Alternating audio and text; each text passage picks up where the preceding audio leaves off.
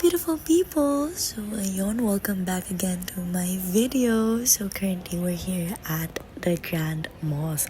So ayan, itutur ko kayo dito sa napakaganda at napakalawak na mosque na matatagpuan dito sa UAE. So tara!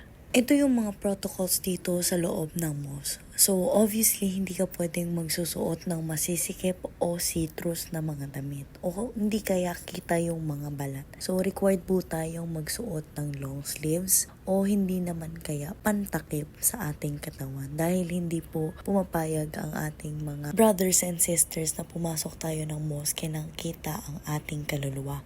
So syempre naman po, bigyan natin ng respeto ang kanya-kanya nating relihiyon. Ganyan yung itsura kapag malayo, di ba? Ang ganda. So galing kami dyan sa bilog na yan. Sa loob ng bilog na yan, merong elevator. So tayo ay papasok sa isa nilang prayer room. Tara, samahan niyo kami ng pinsan ko. At ayun na nga, nandito